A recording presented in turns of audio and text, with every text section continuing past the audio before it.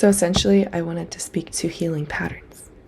And I had a recent pattern of FOMO, choosing from what I think instead of what is authentically desired in the moment. And I came to recognize the difference, like what it really feels like to choose from what I think and what it really feels like to choose from the essence of the moment. Like how it really feels in the moment versus what I think about it. It's a profound difference. And I could only really begin to isolate the nuances of this when I allowed myself to feel the depths of misery of doing what I didn't authentically want. And from that experience, I could then recognize the 10 other experiences that were just like it and feel into the qualities of how it felt leading up to that choice, how it felt during that choice, and how it felt after. And it was all the same. It was all the same pattern. It was all the same pattern. And what I realized is your patterns are just going to keep repeating until you get the essence. And I get the essence by noticing how it feels and then noticing how that feels like that all the other experiences in my life that are just like that. And then bam, I have the pattern. I've isolated the essence. And I don't have to repeat it 20 more times, right?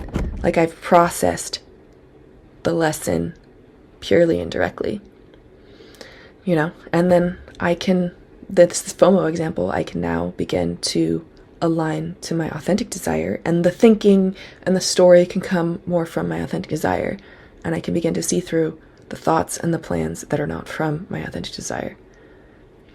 One other layer to this is that I used to be so heavy in the regret of a choice that I wasn't in alignment with, and I reduced that layer of heaviness by going back in time and isolating why I chose what I chose.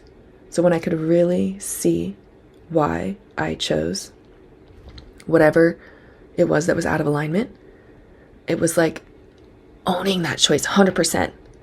And it took off so much layer of resistance because now I realized, no, this horrible experience is mine. This is mine. This is not, I'm not a victim. It shouldn't have been. That was a heavy layer, like it shouldn't have been. No, not true. I chose it. I fucking chose it. And when I fully own something, I can begin to understand it. I can begin to heal it. I can begin to recognize every other experience in my life that is just like that. And that is healing. That is healing. And also practicing the felt sense, the direct recognition of noticing how it feels before going into story, before going into concept, before going into idea, like purely, simply, how does it feel?